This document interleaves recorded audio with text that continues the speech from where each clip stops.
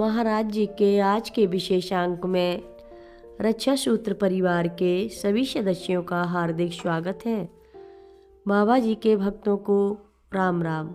इस तरह जीवन व्यतीत करते हुए सभी यह सीख सकते थे कि जीवन केवल यातना और अभावों से ही जिसके हम अभ्यस्त रहते हैं भरा नहीं होता है, वरन उसमें शांति और आनंद भी है।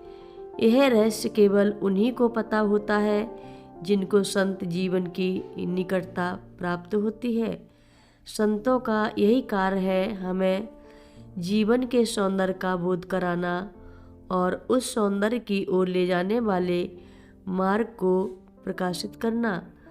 तुलाराम को इस जीवन के आस्वादन का रस प्राप्त था और वह यह मेरे लिए भी चाहते थे, किंतु मैं उन जैसा योग और विशेषता प्राप्त नहीं था, अतः उस अवस्था के लिए मेरी तैयारी करा रहे थे। बाबा जी और तुलाराम 1962 के प्रारंभ में तीर्थ यात्रा पर गए और एक स्थान से दूसरे स्थान की यात्रा करते हुए कई सप्ताह बिताए।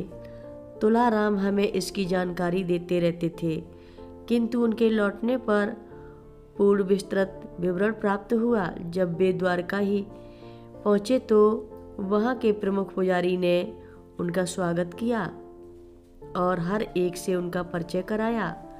उन्होंने बताया कि बाबा जी सदैव मंदिर में ही रहे और पुजारी ने उनके विषय में बहुत सारी बातें बताईं। वहाँ भी एक प्राचीन हनुमान मंदिर था जिसके संबंध में बाबा जी का नाम लिया जाता था और बाबा जी ने भी स्वीकार किया कि उनके जीवन के प्रारंभ के दिन इसी क्षेत्र में व्यतीत हुए थे।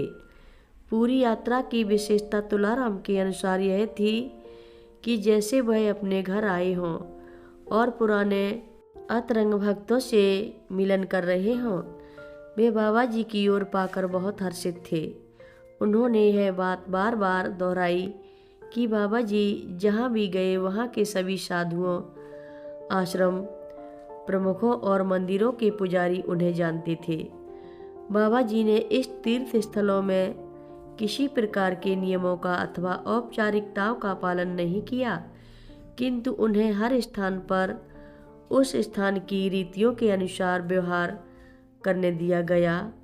बाबा जी कदाचित ही किसी मंदिर में दर्शनार्थ गए, किंतु उन्होंने अपने हाथ जोड़कर सभी को प्रणाम किया और प्रत्येक स्थान पर उनके मस्तक पर चरणामृत छिड़का गया। दूसरे दर्शनार्थियों को मंदिर में जाने को कहा गया। बाबा जी के साथ होने से हर एक को उन तीर्थ स्थानों में भी प्रवेश पाने में कोई कठिनाई नहीं हुई, जहाँ साधारणतः अन्य लोगों को नहीं जाने दिया जाता था। तुलाराम का कहना था कि वास्तविक तीर्थ यात्रा जो बाबा जी का संग ही था, स्थानों और मंदिरों में जाने का उतना महत्व नहीं था। उनके समान परिवर्तन के प्रारंभिक अवस्था में उनकी लालसा थी कि हिंदुओं के चारों धामों की यात्रा करें। तब वे बाबा जी के उतने निकट नहीं थे कि उन्हें ज्ञान हो कि सभी धाम तो बाबा जी में ही समाहित हैं। तीर्थ यात्रा से लौटकर तुलाराम के पास अधिक समय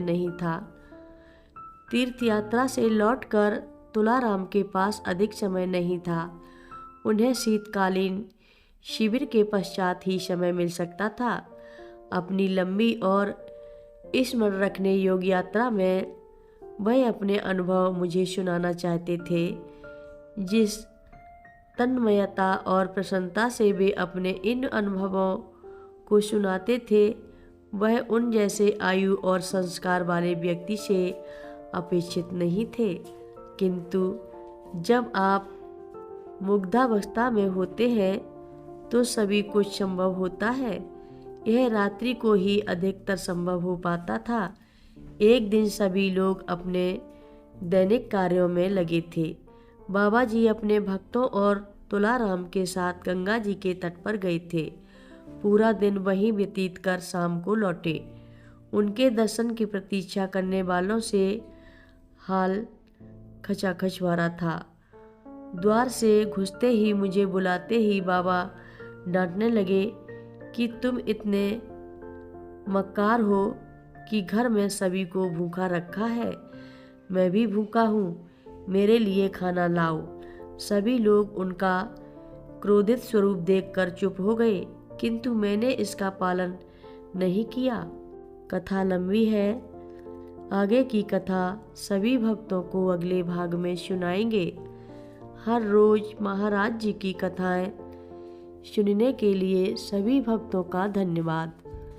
महाराज जी की कथाएं सुनने के लिए रक्षा सूत्र चैनल को सब्सक्राइब करें, शेयर करें और लाइक करें। घंटी बजाना ना भूलें। कमेंट बॉक्स में लिख भेजें, जय नीम करोरी बाबा जी महाराज। सभी भक्त मिलकर बोलो, नीम करोरी बाबा जी महाराज की जय बोलो, सिद्धि माता की जय जय बोलो। जय श्री राम।